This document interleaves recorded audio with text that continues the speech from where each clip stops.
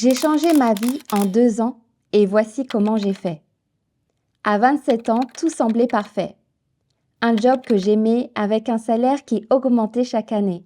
Propriétaire d'une maison que j'avais vue sortir de terre. Je m'achète la voiture de mes rêves toute neuve. L'homme de ma vie à mes côtés depuis que j'ai l'âge de 15 ans. Et une belle famille qui m'a accueillie comme si j'avais toujours fait partie de leur vie. Pourtant, un jour, j'ai tout quitté. Sauf mon chéri. J'ai posé ma démission juste après avoir reçu une augmentation de salaire.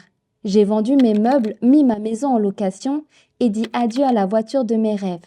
J'ai même dû renoncer à ces repas familiaux du dimanche qui me réchauffaient tant le cœur. Pourquoi? Pourquoi renoncer à tout ça? À ce que tant de femmes pourraient considérer comme un rêve. La logique aurait été de profiter de ma maison pendant quelques années, de m'offrir les vêtements que je voulais, de sortir avec mon cercle d'amis tous les week-ends et puis d'avoir des enfants. Avoir un mari aimant, un CDI bien payé, être propriétaire et vivre proche de ma famille, tout cela semblait être la voie toute tracée. Mais de l'intérieur, c'était une autre histoire. J'avais commencé ma carrière comme vendeuse en prêt-à-porter, puis je suis rapidement montée en grade, passant d'adjointe à responsable de boutique pour la marque française Comptoir des Cotonniers. En l'espace de 5 ans, je suis passée de simple vendeuse à responsable de boutique. J'étais jeune, déterminée et pleine d'ambition. Mon objectif était d'évoluer en prenant la responsabilité de plusieurs boutiques sur Paris, avec pour ambition de devenir responsable régionale au sein d'une marque. Cependant, mon ambition dépassait de loin mes moyens. J'ai passé entretien après entretien, accumulé refus sur refus, toujours pour les mêmes raisons. Votre salaire actuel, c'est trop élevé. Si seulement vous parliez couramment l'anglais. Ou encore, vous êtes trop jeune. Mon ambition semblait être en décalage avec les normes de mon métier et je me heurtais constamment à un mur. Je ne pouvais pas accepter une baisse de salaire avec mon crédit immobilier, mon crédit voiture et mes habitudes de consommation. Je ne pouvais pas non plus changer mon âge pour leur prouver ma maturité. Mais il y avait une chose sur laquelle je pouvais agir, ma maîtrise de l'anglais. Comme beaucoup, j'ai commencé par télécharger l'application Duolingo et j'ai pratiqué 15 à 20 minutes par jour pensant devenir bilingue. Mais soyons honnêtes, ce n'est pas suffisant. J'ai aussi essayé de regarder des films en anglais sous-titrés en français, mais après une longue journée de travail, il est difficile de se concentrer sur sa meilleure série quand on ne comprend que 20% des dialogues. Bref, un échec total. Si j'avais été seule, j'aurais probablement abandonné l'idée d'une évolution dans ma carrière. Mais heureusement, mon chéri avec qui je partage ma vie depuis plus de 20 ans m'a énormément soutenue. Il voyait à quel point mes échecs lors des entretiens me faisaient souffrir. Il m'accompagnait même à certains entretiens dans les plus beaux quartiers de Paris, alors que je stressais à l'idée de conduire dans les embouteillages. Un jour, alors qu'il était à la salle de sport comme tous les matins, il m'envoie un message et me dit « On part à l'étranger pour apprendre l'anglais ». Ce simple message a changé ma vie. Nous avons tout quitté pour l'Australie.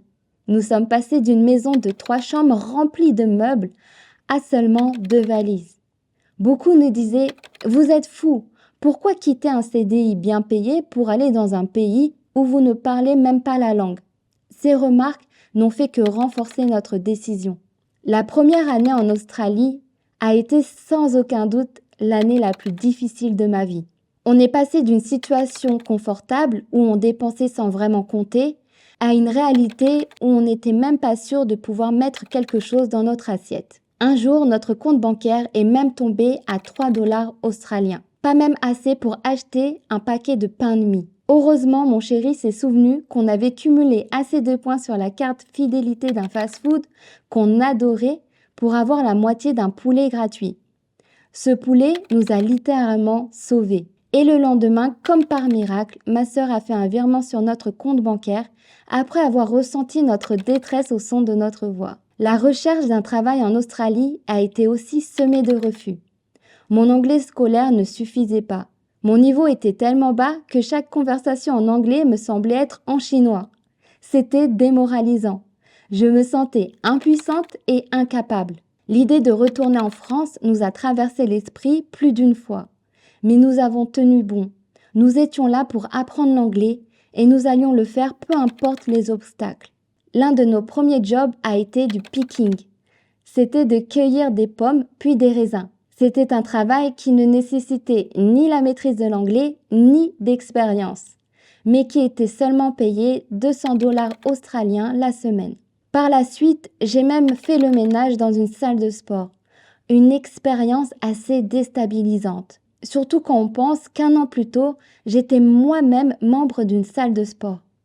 Jamais je n'aurais imaginé que je me retrouverais à nettoyer pour des membres d'une salle de sport australienne. Après quelques mois en Australie et avec un anglais qui s'améliorait petit à petit, j'ai eu l'occasion de toucher à différents domaines.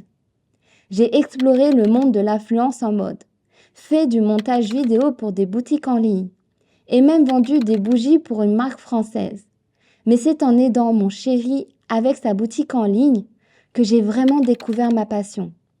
En gérant les retours clients, les commandes et en créant les visuels produits, j'ai gagné en confiance et finalement, j'ai lancé ma propre marque en ligne.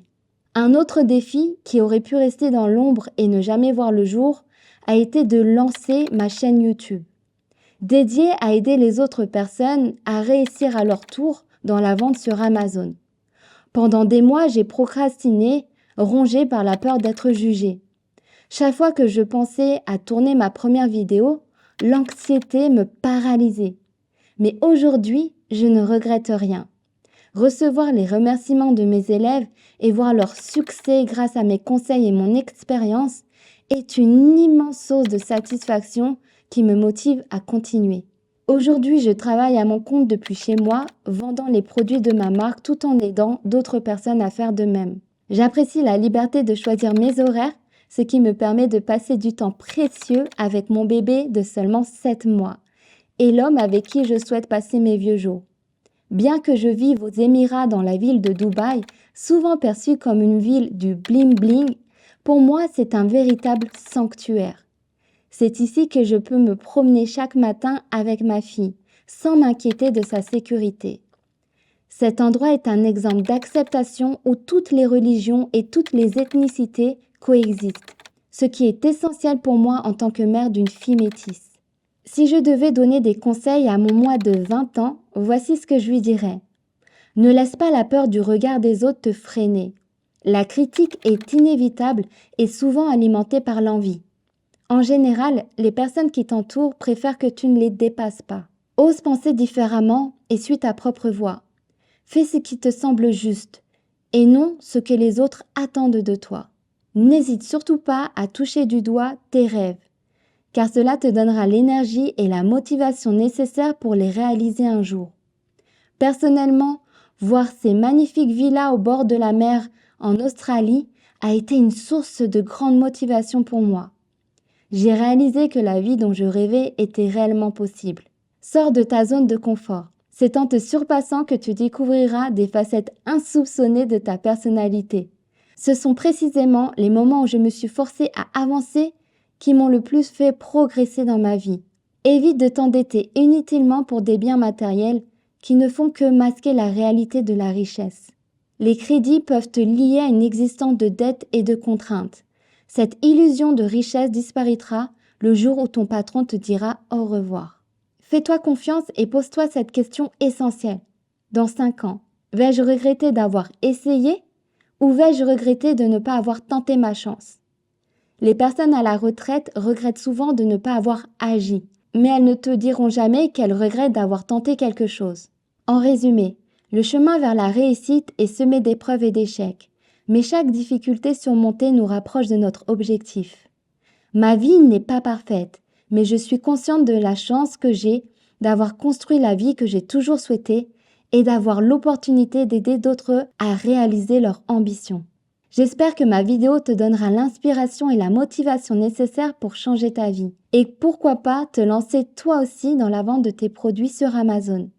Si tu es prêt à faire le grand pas, je t'invite à regarder mes vidéos où je partage des conseils pratiques et des stratégies éprouvées pour réussir. N'hésite pas à laisser un commentaire et un like si tu as trouvé cette vidéo utile. Ensemble, faisons de nos rêves une réalité.